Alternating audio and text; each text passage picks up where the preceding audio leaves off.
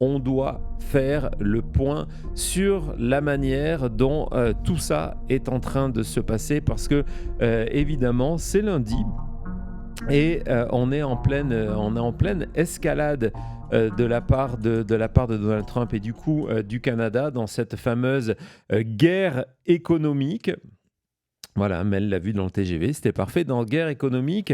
Et ce qui a mis le feu aux poudres, on s'y attendait ce matin, c'est le vrai Truth Social de Trump pendant le week-end, juste histoire de dire que je ne suis pas complètement absent, occupé à regarder des voitures qui tournent et discuter avec Melania sous le regard de Natalie Harp. Non, j'étais aussi présent, donc il avait fait son tweet généraliste. Mais ce matin, il a fait un truth qui était pour le coup beaucoup plus précis en expliquant qu'il allait installer donc des tarifs sur les voitures, sur les camions de n'importe quelle taille et sur l'acier et sur les parties automobiles, sur les pièces détachées en automobile à partir du 1er janvier 2027. Donc, vous voyez, ça sert sa réaction. Alors, lorsqu'on avait Jean-Marc avec vous, j'ai fait part à Jean-Marc d'une théorie que s'il n'y avait pas de réponse immédiate, on était samedi de Trump sur ce dossier-là, c'est parce il vend son accès à cette Truth Social en exclusivité pour Wall Street, 100 000 $ par mois. Il y a une quinzaine de clients actuellement qui sont abonnés à son service. Du moins, c'est ce qu'on sait, qu'il y en a au moins une quinzaine. Et ce qui est extrêmement intéressant, je vous ai dit, c'est peut-être pour ça qu'il ne dit rien, parce que samedi, les marchés étaient fermés.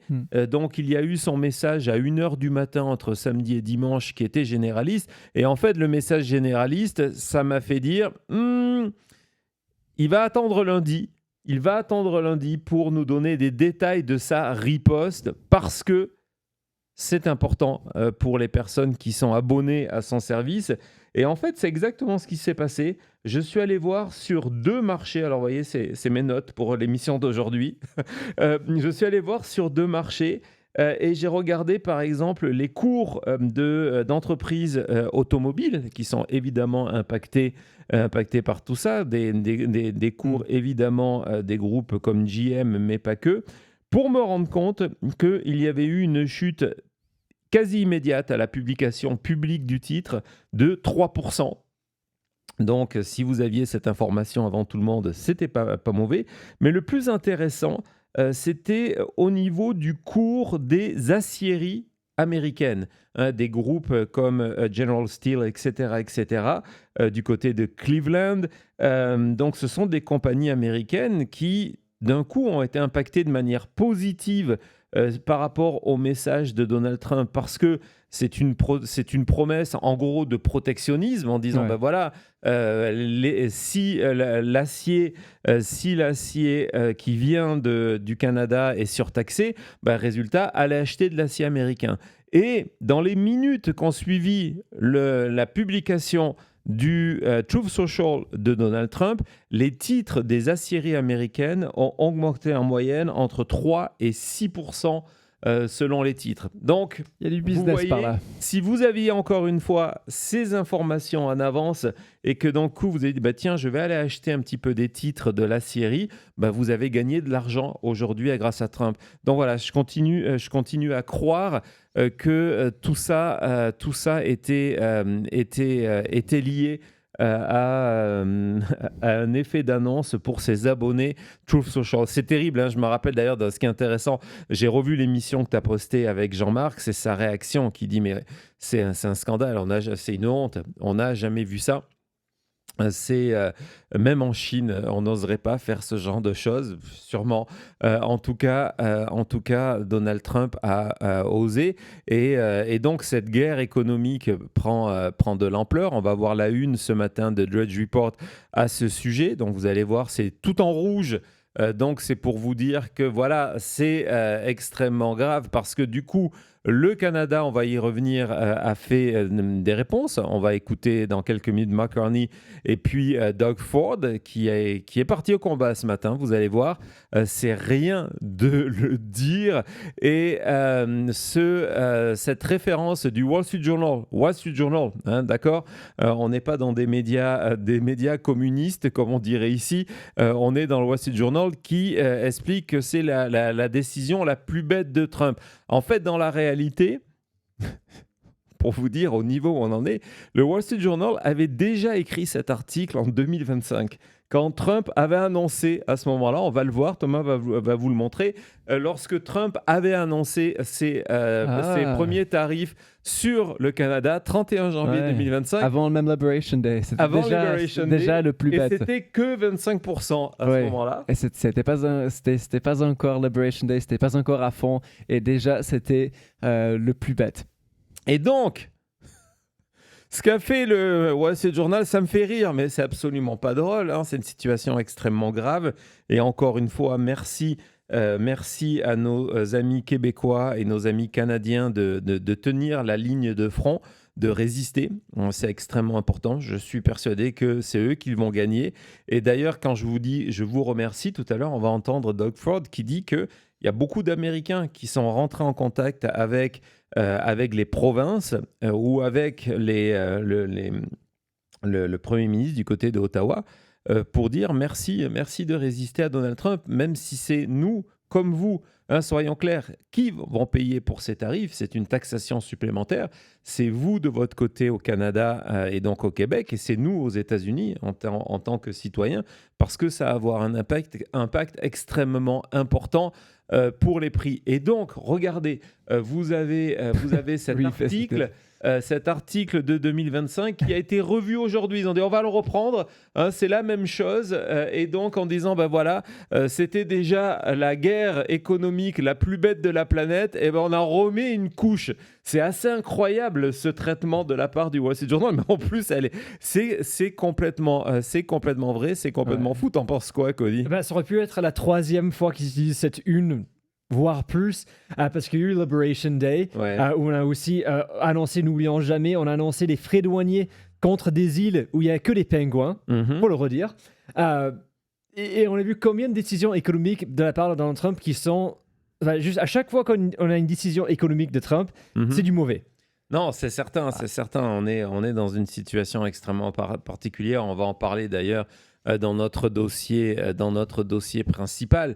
Mais donc voilà, et on a un extrait de cet article. J'ai sélectionné cette phrase dans ce résumé de cet article en disant que cette décision de déclencher aujourd'hui la guerre avec le Canada, ça n'a aucun sens économique et politique, surtout durant cette période cruciale pour le président et le Parti républicain, qui sont la campagne, comme Thomas vous l'a dit, on est à 71 jours des midterms, déclencher une guerre économique qui va avoir des effets sur les prix par rapport à notre voisin, quand on sait que les tarifs sont déjà rejetés par la majorité des Américains. Hein, c'est dans l'émission, si vous ne l'avez pas encore vu, que Jean-Marc Léger, parmi les sondages qui ont été rassemblés, montrait que les Américains, qu'ils soient démocrates, indépendants ou républicains, rejettent ces tarifs, rejettent ces frais douaniers, d'en rajouter une couche. Même le Wall Street Journal, qui aime bien des fois trouver un petit peu des excuses à Donald Trump, qui est de leur camp, hein, ils sont très clairement républicains. Là, ils ne savent plus quoi faire. Je voudrais vous montrer ce dessin aussi, que c'est Jean-Marc qui l'a partagé avec moi. C'est un dessin de Bill Brown qui met en avant, parce qu'aujourd'hui, on y reviendra peut-être demain, c'était la fameuse annonce de Scott Bessent qui a annoncé un débarquement, un D-Day, le jour le plus long de l'économie contre l'Iran. On en reparlera parce qu'il y a eu des moments grandioses. Et donc, regardez ce dessin qui est terrible. Il est terrible. Il est amusant, il est bien vu, mais il est terrible. Et donc, vous avez ces deux soldats qui sont en train de débarquer. Le premier dit à l'autre, c'est le temps de donner une leçon à l'Iran. Et l'autre lui répond, c'est le Canada. C'est le Canada. Voilà, donc ça, c'est la situation. On voit que le message de Trump en expliquant que le Canada, c'était le pire pays du monde, ce matin, en tout cas une des pires nations pour ce qui est de négocier. Regardez, ça fait la une du journal de Montréal. Hein, ça fait toujours bien de voir ça de la part de son voisin. Et vous savez, tout à l'heure, je vous parlais justement, avant de rentrer dans les réactions politiques, je vous parlais des réactions d'Américains qui sont outrés par ce qui se passe. Je vous avais montré dans l'émission d'hier, je pense, des réactions sur Truth Social de fans de Donald Trump qui en gros l'expliquaient que oui, le Canada c'est un pays de mendiants qui vit au crochet de l'Amérique. Évidemment, ça n'a aucun fondement économique, mais en tout cas, on était en plein dans la propagande. Mais ce qui est intéressant, c'est que j'ai récupéré, c'est quelqu'un, je suis abonné à son compte, j'ai récupéré sur les réseaux sociaux, on va voir ces 2 clichés. On va commencer par Panina 3, qui a en plus m'a donné son accord. C'était formidable de pouvoir utiliser ces photos en me donnant en plus un contexte. Donc on va regarder le contexte et après on va regarder les photographies. Donc d'un côté vous avez, c'est un des lacs, c'est le lac Manfred Magog. Donc d'un côté vous avez le Canada et de l'autre côté, ce sont les États-Unis. Donc, c'est vu du côté américain. Donc, c'est Newport. Et donc, vous allez voir les photos. Donc, en disant que c'est complètement vide parce que, évidemment, toutes ces villes frontières ont été impactées par les décisions de Donald Trump. Et regardez le genre de message qu'il y a sur la pelouse. Cher Canada, on le déteste, nous aussi. Donc, message de solidarité. On en a une deuxième, je crois. Elle va arriver là. Et regardez, regardez. Je suis solidaire du Canada, du Groenland, du Mexique, de Panama, de Gaza et de l'Ukraine. Donc, vous voyez, la avec résistance... un Bernie qui est assis derrière. Ouais, un petit message pour Elon Musk et pour Trump aussi. Et pour Trump derrière aussi. Donc, vous voyez, alors oui, vous allez me dire, oui, bon, c'est quelqu'un en particulier. Mais non, au-delà de ça, c'est en gros, aujourd'hui, l'état d'esprit des Nord-Américains qui ne supportent plus ce qui est en train de se passer et qui sont opposés à ces tarifs douaniers contre le Canada. Donc là, on a vu la réaction de cet électeur de Newport. On va écouter maintenant la réaction de Mark Carney, du Premier ministre, qui, vous allez voir, c'est très malin. Il va réagir au message de Donald Trump, celui que je vous ai montré, en disant qu'évidemment, on s'attendait à tout ça, genre, on a tout prévu. Mais après, le deuxième point, c'est que dans la même phrase, et c'est extrêmement malin, et c'est la communication générale de tous les officiels canadiens que j'ai pu entendre aujourd'hui, c'est immédiatement de rattacher la décision de Trump à l'impact économique, pas pour le Canada, parce que les Américains, soyons clairs, en ont rien à faire, mais pour les Américains. Et vous allez le voir tout de suite, il va mettre en avant 2 ou 3 États qui sont des États clés dans le cadre des élections de mi-mandat qui auront lieu le 3 novembre prochain. Vas-y Thomas. It's not a surprise for us that the U.S. would take some form of reprisal to our response to their unjustified tariff, which was on top of other unjustified tariffs. That's not a surprise. But what message does that send to the workers in Michigan and Ohio and Kentucky and Alabama who rely on Canadian demand? We're their largest customer for automobiles, more than the European Union, Japan, Korea, many others combined. And the United Kingdom, I'm going to throw them in as well. This is the most successful automotive partnership in history. It's existed for all my life, for 60 years. And the president is doing what we not just suspected, but we had confirmed through the terms that they were offering. Instead of a quick change to the terms in the automobile industry, they were putting on the table terms that gradually would have that impact. And we wouldn't accept that. So it's very revealing that this is where they go. Donc, Mark Hardney, et avant d'écouter Doug Ford, je voudrais vous montrer que aussi du côté américain, il y a eu des réactions publiques. Alors, je suis désolé, on va écouter de l'humour de J.D. Vance. Je préfère vous prévenir en avance parce que, excuse-moi Cody, vous savez que J.D. Vance, c'est l'humour, comment dire, c'est extrêmement difficile. Donc voilà, vous êtes prévenus. Buvez un coup. Si vous voulez quitter la pièce pendant quelques secondes, je comprends. J.D. Vance était en meeting pour Susan Collins du côté du Maine. On va en reparler parce que Susan Collins n'est même pas venue. Parce que évidemment elle connaît la malédiction de J.D. Vance et il a voulu parler du Canada. Évidemment, c'est votre faute, hein, cher ami du Canada, soyons clairs, vous êtes terribles, vous êtes des grands méchants, vous arrêtez pas de venir embêter votre ami Donald Trump et donc dans ce moment-là, il a voulu nous faire croire que il avait fait un lapsus, mais qui n'était pas un lapsus, mais que c'était un accident, qui n'était pas un accident. C'est J.D. Vance, ça c'est très compliqué à suivre. Évidemment, il va décrire le Canada non pas comme une nation indépendante, souveraine, non pas comme un pays, mais comme un État. Mais c'est pas fait exprès, sauf que c'est une blague, sauf que non vraiment, j'ai pas fait exprès, mais c'est pas mal non plus. Vas-y Thomas.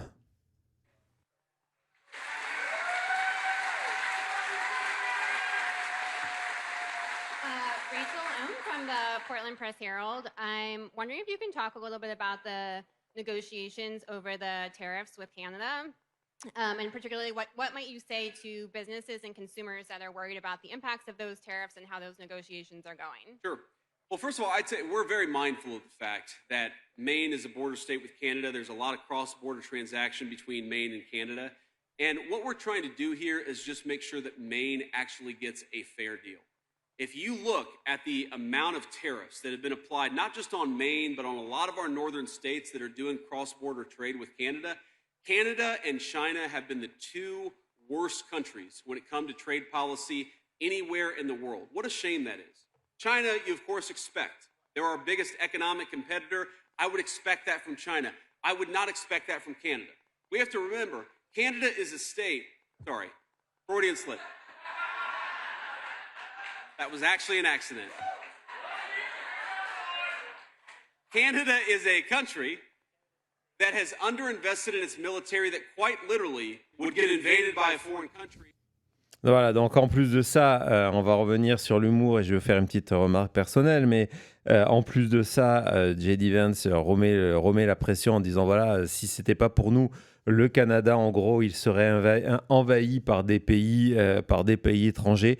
Peut-être il pense aux Vikings, je ne vois pas qui d'autre, mais petite note personnelle, si on doit suivre la campagne de J.D. Vance pour 2028, il va falloir nous envoyer beaucoup de stocks de je ne sais pas quoi encore.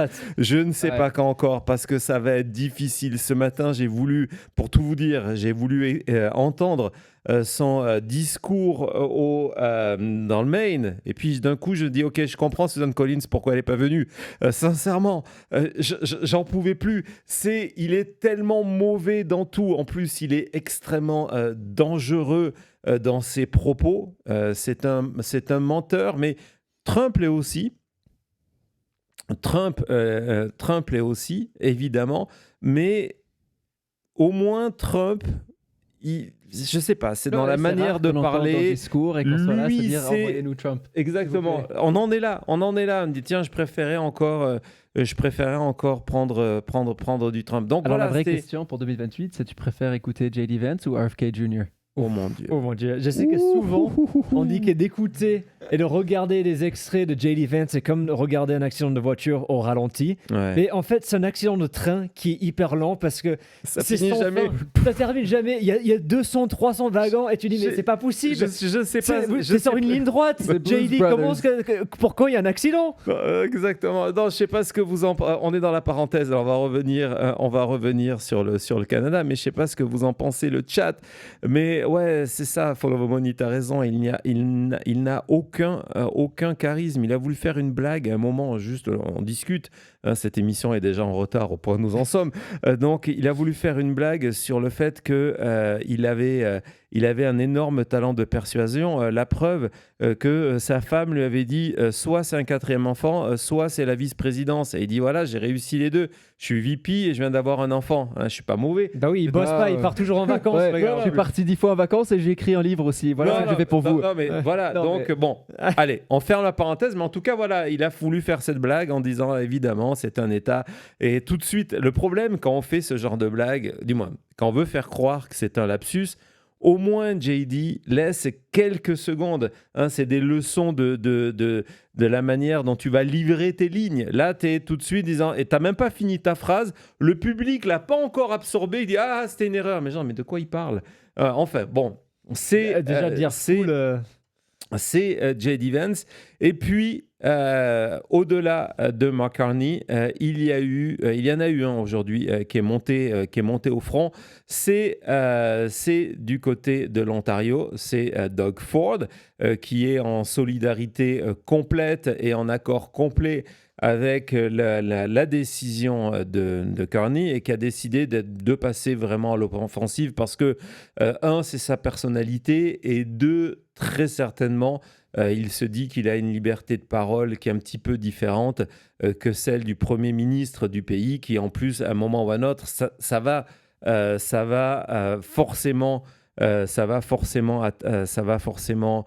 terminer par des négociations. En tout cas, on l'espère et donc il faut protéger les futures négociations. On va écouter les premières déclarations c'est l'autre juste à côté de Ford justement lorsque il avait un message particulier à Donald Trump. Ça commence par kick, Cody. Ça commence par kiss, Cody, Ouais. qui veut dire Bisous. ouais, embrasser, et qui ça termine par my ass. Mon cul. Voilà, vas-y, Non, mais les gars. Thomas. Well, he can kiss my ass as far as I'm concerned. We're going to go at him full steam. And we buy 400% more cars than anyone in the world. Maybe I have an idea. We'll get Danielle Smith on board so the cars that they're manufacturing won't be able to fill up because we'll be controlling the oil and the gas going down there. And maybe what we should be doing is charging him triple on the oil, triple on the potash, on the uranium, on our, our metals and our rare earth metals. You know, that's what we need to do. We need to throw everything in the kitchen sink at him. He's arrogant, he's cocky, and, you know, as Ronald Reagan said, on doit tout lui balancer dessus. Il est arrogant. On doit le punir. Et vous allez voir, donc ça a commencé avec cette phrase où il explique donc kick my ass. Alors il y avait différentes manières. Kiss my ass, excusez-moi. Il y a différentes manières de le traduire. J'ai pas mal aimé celle du Journal de Montréal. C'est clair aussi comme ça. Voilà, pour nos amis qui ont des petites difficultés en anglais. Vous avez une traduction de kiss my ass. Donc il peut aller se faire foutre et on va voir qu'au-delà de ça il est allé très très clair dans toutes ces déclarations. Voilà, en expliquant que Ronald Reagan serait en train de vomir. Hein. S'il voyait ce qui est en train de se passer, Reagan était opposé aux frais douaniers, aux tarifs. Et d'ailleurs, on se souvient, et Trump l'avait très très mal vécu. Et je suis assez persuadé que ça va revenir d'une autre manière lorsque justement du côté de Ford, on avait créé cette publicité qui reprenait les déclarations de Reagan qui marquaient son opposition aux frais douaniers et il avait payé pour que ça soit diffusé aux États-Unis. Ouais. Ça avait, pour le coup, il avait été à ça, à Trump, de se dire on va envahir le pays. C'était une des premières... dans l'épisode oui, Canada-Trump, c'était vraiment une des premières fois où ça a explosé du côté des États-Unis, où c'était devenu un truc politique. Mais comment ça, le Canada s'est moqué de nous? Ouais, et il avait vraiment, en plus en disant que c'était des vidéos faites, une vidéo qui était fausse, il avait expliqué que c'était Ronald Reagan qui a été créé par intelligence artificielle. On vous avait montré évidemment, ce n'était pas le cas, mais en tout cas, ça avait été la défense. Donc, on voit qu'il y a même cette menace désormais de couper l'envoi d'électricité qui aurait des conséquences catastrophiques. On sait que, voilà, du côté de Donald Trump, on dit si vous ne venez pas négocier avec nous, on arrête de vous protéger militairement. Du côté des Canadiens, on dit si vous ne voulez pas négocier avec nous, regardez ce qu'on peut faire. On peut couper l'électricité et tout ce qui est minéraux critiques, essentiels à l'économie américaine. Donc, on a cette vidéo encore où il parle d'escalade, où il est question vraiment d'une escalade. On va écouter Doug Ford. Vas-y, Thomas. If President Trump escalates, Canada needs to be ready to do the same. Everything needs to be on the table. We need to use Canada's many points of leverage to create maximum impact, targeting deep red states and making sure that America's economy feels the pain.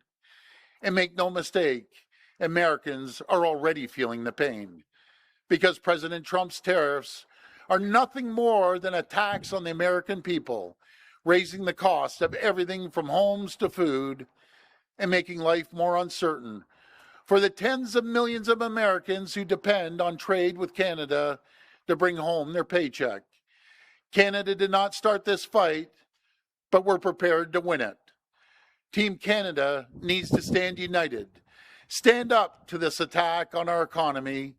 Use our leverage to protect our workers. Le Canada n'a pas commencé ce combat, mais le Canada est prêt à le gagner. Et donc, vraiment une stratégie offensive de dire, voilà, on va encore faire souffrir un peu plus, principalement les États rouges, mais en général les Américains qui souffrent déjà parce que ça se rappelle à chaque fois de la part de Ford, comme je vous le disais tout à l'heure quand on écoutait Mark Carney, le fait que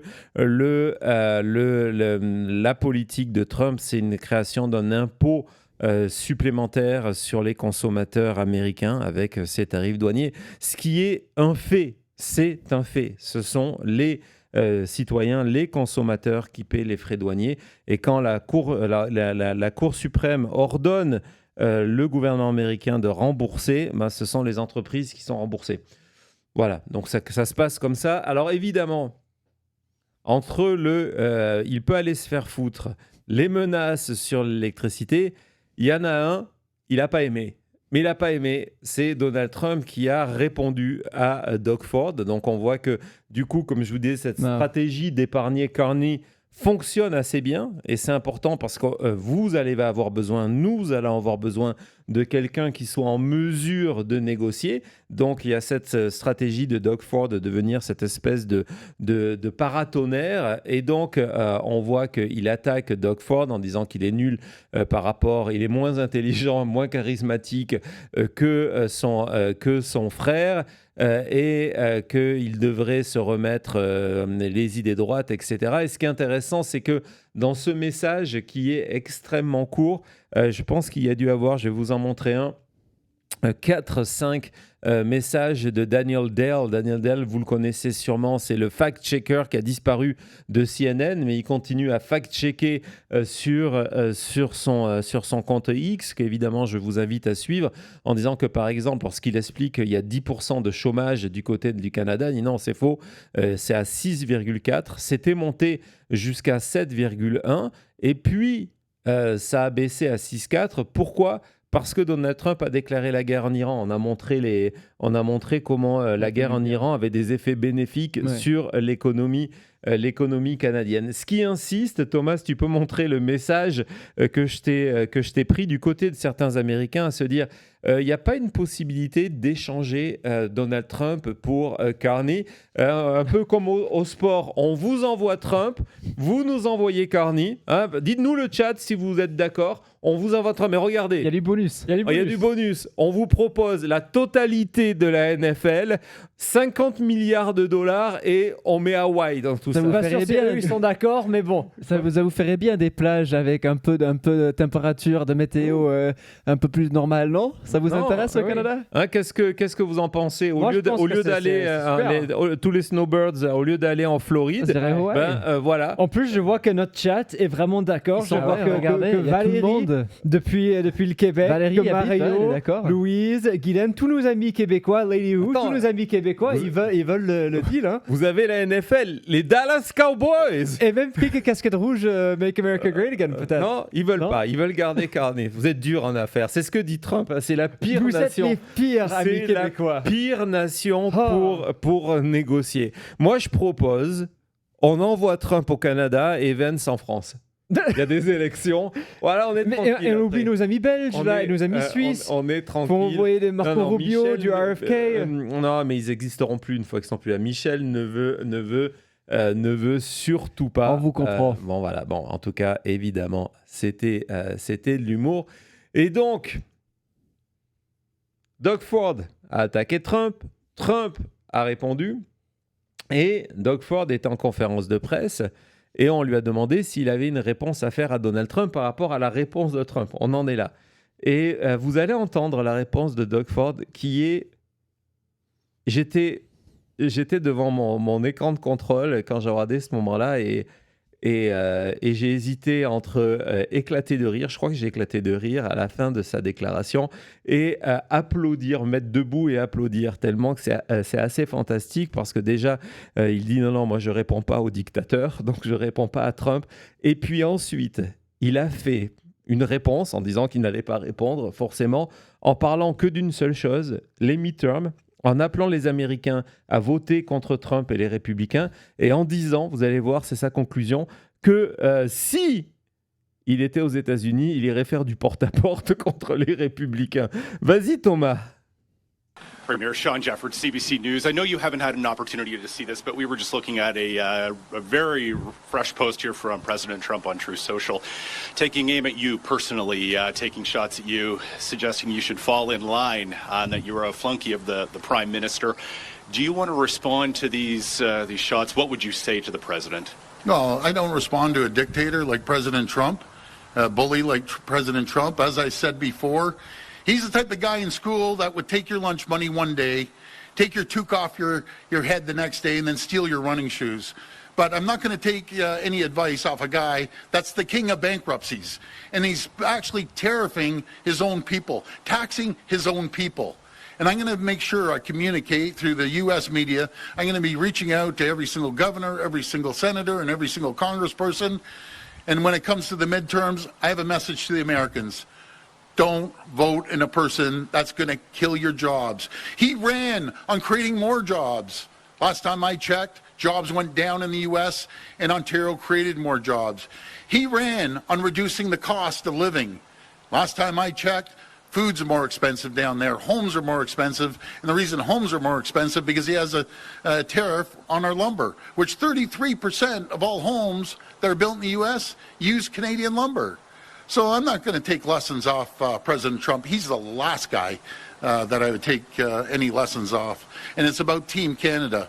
Well, we'll see how this goes, but he wants to put pain on Canadians.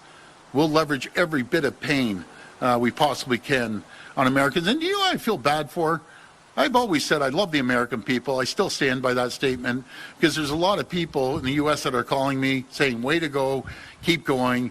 You know, your own people, President Trump, don't even like you. And they're going to speak loud and clear when it comes to the midterms. And if I was allowed to, I'd be down there door knocking. Où il est vraiment mal, Trump, c'est qu'il parle anglais au Canada. Parce que si c'était un pays où il fallait traduire, si c'était l'Allemagne, ou quelque part où il fallait traduire, il y aurait moins d'impact. Mais là, en tant qu'Américain, tu écoutes ça, tu dis, il veut pas venir pour qu'on vote pour lui, le Doug Ford, en 2028 Non, et heureusement qu'il n'avait pas à répondre à Donald Trump, parce que je préfère pas imaginer ce que serait une... Si t'es énervé. Mais de notre côté, objectivement, c'est pas une réponse, c'est une destruction. C'est une destruction, c'est un shot, un headshot complètement. Donc voilà, il dit non, j'ai pas à répondre. Il revient sur cette image de dire c'est un dictateur, c'est un bully. Donc il reprend son image. On vous a passé l'extrait. Et puis, il explique que il fait payer... Bien joué, maudit poète. Il taxe ses propres citoyens, donc on remet encore une fois dessus. Puis il fait tout le bilan économique de Trump, le coût de la vie, l'emploi, le prix des maisons, en disant ce sont des échecs. C'est le roi de la faillite, donc the king of bankruptcies. Et puis là, ça termine par cet appel en disant ben voilà, non seulement il ne faut pas voter pour Donald Trump, mais ce message, je vais faire tout ce qui est dans ma mesure pour le faire passer aux médias américains. Donc c'est pour ça que je pense non seulement il va aller ce soir, je suis assez persuadé qu'il va se retrouver sur CNN ou ailleurs, et puis aux médias américains, aux Américains, donc je ne serais pas étonné qu'on ait droit de la pub, et à tous les élus, je vais appeler les sénateurs, les congressmen, les gouverneurs, toutes les personnes qui sont concernées, et vous allez voir, il veut faire souffrir le Canada, c'est nous qui allons le faire souffrir, et si j'étais aux États-Unis, si j'avais le droit, je ferais du porte-à-porte pour qu'en novembre, on le mette dehors. C'est énorme. C'est énorme, non? Bah oui, non, il s'est pris une claque, là, Trump, c'est certain. En plus, Trump, il peut que perdre sur ce terrain-là. Je ne sais pas c'est quoi la stratégie maintenant pour Trump. Il ne va pas retourner sur Truth Social, il ne peut pas répondre à ça. Il n'est plus assez en forme pour aller se mettre devant les micros et essayer de répondre tic-tac comme ça. Waouh! C'est être fou de se dire que les Américains sont maintenant Team Canada aussi, quand on voit le choix c'est entre Ford et Carney ou Trump et Vance. Ouais, non, exactement. Et tiens, d'ailleurs, le chat, là, je vois vos réactions. Et si vous nous faisiez, s'il vous plaît, une petite vague d'emoji, David, parce qu'on est vraiment dans ça à l'instant, c'est que ce qui, moi, au-delà du propos de la tournure dans la manière et puis de l'improvisation, parce qu'il était en train de faire son discours lorsqu'il y a eu la réponse de Trump, le journaliste commence en disant je sais que vous n'avez pas eu le temps, vous étiez en train de nous parler, vous n'avez pas eu le temps, vous n'êtes pas au courant. Le gars, tout de suite, c'est bing, bing, bing, bing, il rajoute une couche. Et il sait que par rapport à une personnalité comme Donald Trump, ce bully, il va plus respecter un Doug Ford qu'un élu qui va dire non, mais il ne faut pas trop froisser Donald Trump. Et sincèrement, j'espère de tout cœur, même si évidemment toutes les situations ne sont pas comparables, et je ne compare pas ce qui se passe évidemment entre le Canada, l'Ukraine ou les menaces au niveau de l'Europe, j'espère malgré tout que les propos de Doug Ford et en général l'attitude de Carney et la volonté du peuple canadien dans toutes ses provinces et évidemment au Québec, dans le sondage de Donald Trump, s'il sait que je vais l'appeler Donald Trump, il ne va pas être content. Dans le sondage de Jean-Marc Léger, on se rendait compte que la province la plus motivée pour résister à Donald Trump, c'était le Québec. C'était le Québec. Et donc, j'espère que l'exemple que nous donne actuellement cette leçon historique de résistance que nous donne le peuple canadien dans ses provinces, dans toutes ses provinces et évidemment au Québec, servent de source d'inspiration au reste du monde et plus particulièrement à l'Europe, qui a besoin de voir qu'avec Donald Trump, c'est peut-être la seule méthode qui marche. Donc encore une fois, pour conclure cette petite parenthèse sur cette guerre économique, encore une fois, chers amis du Canada, amis du chat, merci du fond du cœur. À tout de suite.